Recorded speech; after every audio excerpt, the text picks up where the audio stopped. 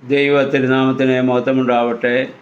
Bible reading പ്രോഗ്രാമിൽ സംബന്ധിക്കുന്ന ഏവർക്കും കർത്തൃനാമത്തിൽ സ്നേഹവന്ദനം. ന്യായാധിപന്മാരുടെ പുസ്തകത്തിൽ നിന്നാണല്ലോ നമ്മൾ വായിച്ചുകൊണ്ടിരിക്കുന്നത്. ഇന്നലെ നമ്മൾ 6-ാം അധ്യായത്തിൽ ദൈവം ന്യായാധിപനായി ഗിദെയോനെ തിരഞ്ഞെടുക്കുകയും ഇസ്രായേൽ ജനത്തിനു വേണ്ടി യുദ്ധം ചെയ്യുവാൻ, അവരുടെ മുന്നിൽ നിന്ന് നയിക്കുവാൻ അവനെ നിയോഗിക്കുകയും ചെയ്യുന്ന കാര്യം നമ്മൾ കണ്ടു. ദൈവം കൂടെയുണ്ട് എന്ന 2 അടയാളവും അവന് കൊടുത്തു. വന്ന് ഗിദെയോൻ്റെ കൂടെ യുദ്ധം ചെയ്യുവാൻ ഗിദെയോൻ ആഹ്വാനം ചെയ്യുന്നപ്പോൾ യഹൂദന്മാരുടെ ഇടയിൽ 32,000 പേര് ഗിദെയോനോട് ചേർന്നു എന്ന് നമ്മൾ വായിക്കുന്നുണ്ട്. അത്രയും ആളുകൾ യുദ്ധസന്നദ്ധരായി വന്നു. യഹോവ പറഞ്ഞു, ഇത്രയും പേരുടെ ആവശ്യമില്ല, ഇവരധികമാണ്. അതുകൊണ്ട് അതിൽ നിന്ന് ആളുകളെ നീ സെലക്ട് ചെയ്യണം. ധൈര്യമില്ലാത്തവരും ഭയമുള്ളവരും, ഞങ്ങൾ യഹോവയുടെ കൂടെ നിന്നാൽ അല്ല ഞങ്ങൾ ആക്ഷേപിക്കപ്പെടുമെന്ന് വിചാരമുള്ളവരും, അവരെ നീ യുദ്ധത്തിന് കൊണ്ടുപോകാൻ പാടില്ല. അവരെല്ലാവരും അവരുടെ ഭവനങ്ങളിലേക്ക് മടങ്ങിപ്പോവട്ടെ. ഗിദെയോൻ ആ കാര്യം ജനങ്ങളോട് പറഞ്ഞപ്പോൾ ഭൂരിപക്ഷം ആളുകളും അവരുടെ ഭവനങ്ങളിലേക്ക് പോയി എന്ന് നമ്മൾ കാണുന്നു. കാരണം അവർ പൂർണ്ണ മനസ്സോടെ വന്നവരല്ല. ഗിദെയോൻ വിളിച്ചതുകൊണ്ട് പോകാതിരിക്കാൻ പറ്റാത്തത് കൊണ്ട് വന്നുവെന്ന് മാത്രം.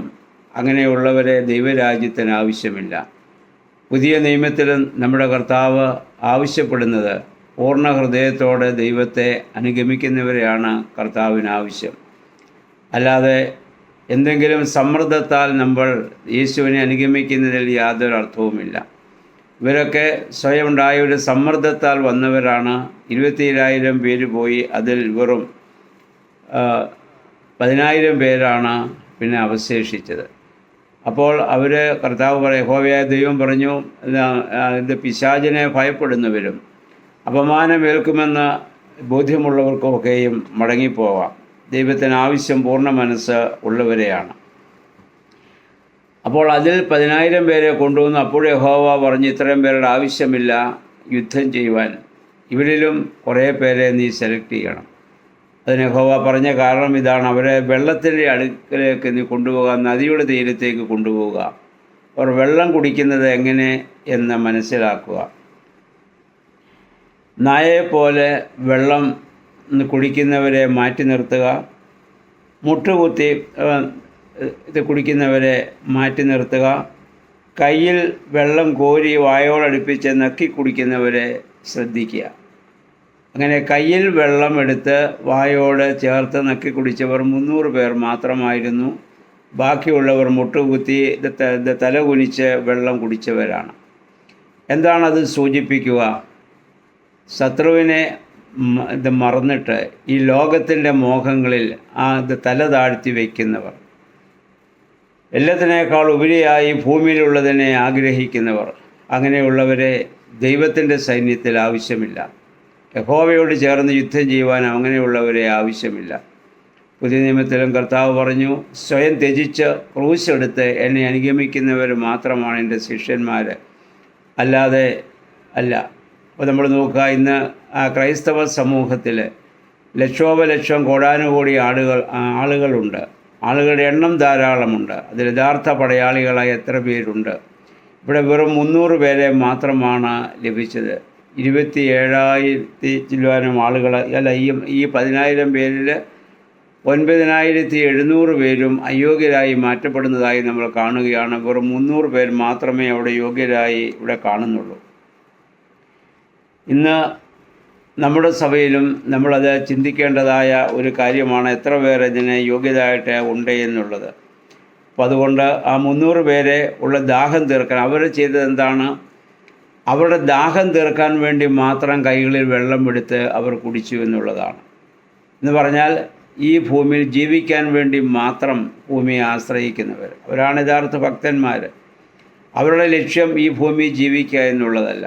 അവർ ദൈവത്തിൽ ആശ്രയം വെച്ച് ജീവിക്കുന്നവരാണ്. ഉപജീവനത്തിന് വേണ്ടി, ഭക്ഷിക്കാൻ വേണ്ടി മാത്രം അവർ ഈ ഭൂമിയിൽ നിന്ന് സ്വീകരിക്കുന്നവരാണ്. അവരാണ് യഥാർത്ഥ വിശ്വാസികൾ. ബാക്കി എല്ലാവരും അവരുടെ തല താഴ്ത്തി കുടിച്ചു എന്ന് പറഞ്ഞാൽ അവർ ശത്രുവിനെ മറന്ന്, അവർ പിശാചിനെ മറന്ന് അവർ ഈ ഭൂമിയിൽ ജീവിക്കാൻ വേണ്ടി ആഗ്രഹിച്ചവർ എന്നുള്ള അർത്ഥത്തിലാണ് നമുക്കത് കാണാൻ സാധിക്കുന്നത്. നമുക്കറിയാം, അതിനുള്ള കർത്താവ് പറഞ്ഞു, ജീവങ്കിലേക്കുള്ള വഴി ഇടുങ്ങിയതും ഞെരുങ്ങിയതുമാണ്. വിശാലമായ വഴിയുണ്ട്, വിശാലമായ വഴിയിലൂടെയാണ് കൂടുതൽ ആളുകൾ പോവുക. ജീവൻ്റെ വഴി ഇടുങ്ങിയതും ഇത് ഞെരുങ്ങിയതുമാണ്. അതെടുക്കുന്നവർക്ക് മാത്രമേ ജീവൻ്റെ വഴിയിലേക്ക് പോകാൻ സാധിക്കുകയുള്ളൂ. അപ്പോൾ നമുക്കറിയാം, ഇസ്രായേൽ ജനം മിസ്രയീമിൽ നിന്ന് പുറപ്പെട്ട് 6 ലക്ഷത്തിൽ പരം ആളുകളുണ്ടായിരുന്നു നമ്മൾ വായിച്ചു. അതിൽ വാസ്തവത്തിൽ കനാനിൽ പ്രവേശിക്കാൻ സാധിച്ചത് 2 പേർക്ക് മാത്രമാണ്, യോശുവായ്ക്കും കാലേബിനും മാത്രമാണ്. ബാക്കി എല്ലാവരും അവിശ്വാസ നിമിത്തം ദൈവത്തോടുള്ള മത്സരം മുഖാന്തരം മരുഭൂമിയിൽ പെട്ടുപോയത് നമ്മൾ കണ്ടതാണ്. അതിനുശേഷം ഇവരുമായിട്ടുള്ള ആ ഒരു യുദ്ധം ചെയ്യുവാൻ വേണ്ടി ഇത് ഗിദെയോൻ ഈ 300 പേരെ 100 പേരുള്ള ഗണങ്ങളാക്കി അദ്ദേഹം 3 ഭാഗമായിട്ട് മാറ്റി. എന്നിട്ട് അദ്ദേഹം രഹസ്യമായി ശത്രുപാളയത്തിൽ പ്രവേശിച്ചു. അവർ പറയുന്നത് എന്തെന്ന് അറിയുവാൻ. അപ്പോൾ അവർ ചെന്നപ്പോൾ ഈ ഗിദെയോനെയും അവൻ്റെ സൈന്യത്തെയും അവർ ഭയപ്പെടുന്നതായി കണ്ടു. പ്രിയമുള്ളവരെ, നമ്മൾ എണ്ണം കുറവാണെങ്കിലും പിശാചുക്കൾ ദൈവത്തെ ഭയപ്പെടുന്നവരാണ്. ദൈവമക്കളെ പിശാചുക്കൾ ഭയപ്പെടുന്നു എന്നുള്ളതാണ് സത്യം. അതാണ് നമുക്ക് ബുദ്ധിനിയമവുമായി ബന്ധപ്പെട്ട് ഇതുമായി ചിന്തിക്കുവാനായിട്ടുള്ളത്. അപ്പോൾ നമുക്ക് എന്തുമാത്രം ബലമുണ്ട് എന്നതിനേക്കാൾ ഉപരിയായി ദൈവം നമ്മോടൊപ്പമുണ്ടെങ്കിൽ നമ്മൾക്ക് ആരെയും ഭയപ്പെടേണ്ടതായ കാര്യമില്ല. മറ്റുള്ളവർ നമ്മളെ ഭയപ്പെടുമെന്നുള്ളതാണ്. അപ്പം അവിടെ ലക്ഷോപലക്ഷം ആളുകളുണ്ട് മറ്റ് ശത്രു രാജ്യത്ത്. പക്ഷേ അവർ ഗിദെയോനെയും ഈ ചെറിയ സമൂഹത്തെയും അവർ ഭയപ്പെടുന്നു എന്നുള്ളതാണ്. ഗിദെയോന് 100 പേരുള്ള 3 ഗണങ്ങളാക്കി മാറ്റി ഇവിടെ ചെയ്ത് നമ്മൾ വായിക്കുന്നു. ഓരോരുത്തർക്കും ഓരോ കാഹളവും ഓരോ വെറും കുടവും ആ കുടത്തിനകത്ത് പന്തവും വെച്ച് കൊടുത്തു. എന്നിട്ട് ഞാൻ കാഹളം ഊതുമ്പോൾ നിങ്ങൾ ഈ കുടം പൊട്ടിക്കണം, അപ്പോൾ വെളിച്ചം മുന്നേക്ക് വരണം. അങ്ങനെയാണ് യുദ്ധത്തിന് വേണ്ടി അവരെ ആഹ്വാനം ചെയ്യുന്നത്. ഇതെന്താണ് സൂചിപ്പിക്കുക? ഏതാണ് ഈ മൺകുടം? ഞാനും നിങ്ങളുമാകുന്ന ഈ മൺകൂടാരമാണ്. അതിനകത്തൊരു പന്തമുണ്ടാവണം. ഈ കുടം പൊട്ടിയാലും ആ വെളിച്ചം പുറത്തേക്ക് വരണം. ആ വെളിച്ചമാണ് ദൈവവചനം, ആ വെളിച്ചമാണ് ദൈവം. ആ ദൈവം നമ്മുടെ ഉള്ളിലില്ല എങ്കിൽ ഈ മൺകുടം പൊട്ടിയാൽ യാതൊരു പ്രകാശവും വരത്തില്ല. ശത്രു അത് കണ്ട് ഭയപ്പെടുവാൻ കാരണമാവുകയുമില്ല. എന്നാൽ നമ്മുടെ ഉള്ളിൽ വെളിച്ചമുണ്ടെങ്കിൽ ഈ മൺകുടം തകർന്നാലും ശത്രു നമ്മെ കണ്ട് ഭയപ്പെടും. അപ്പോൾ അതുകൊണ്ട് ആ രീതിയിൽ ദൈവവചനത്തെ നമ്മുടെ ജീവിതത്തിലേക്ക് ഉൾക്കൊണ്ടുകൊണ്ട് ജീവിപ്പാൻ ദൈവമേ നമുക്ക് സഹായിക്കണമേ എന്ന് നമുക്ക് പ്രാർത്ഥിക്കാം. നമ്മുടെ വേദപുസ്തക വായനകളും പ്രാർത്ഥനകളും ആരാധനകളൊക്കെ അതിന് നമ്മെ സഹായിക്കുവാൻ കാരണമായി തീരണം. അതുകൊണ്ട് നമ്മൾ ഈ വായിക്കുന്ന വേദഭാഗങ്ങളൊക്കെ നമ്മുടെ ജീവിതവുമായി താരതമ്യം ചെയ്ത് അപ്രകാരം അനുഗ്രഹീതമായ ദൈവത്തോട് ചേർന്ന് പിശാചിനോട് യുദ്ധം ചെയ്യുന്ന ഒരനുഭവമായി നമ്മുടെ ജീവിതത്തെ മാറ്റുവാൻ ദൈവമേ പരിശുദ്ധാത്മാവെ ശക്തീകരിക്കണമെന്ന് പ്രാർത്ഥിക്കാം. ദൈവം അതിന് നമ്മെ സഹായിക്കുമാറാകട്ടെ.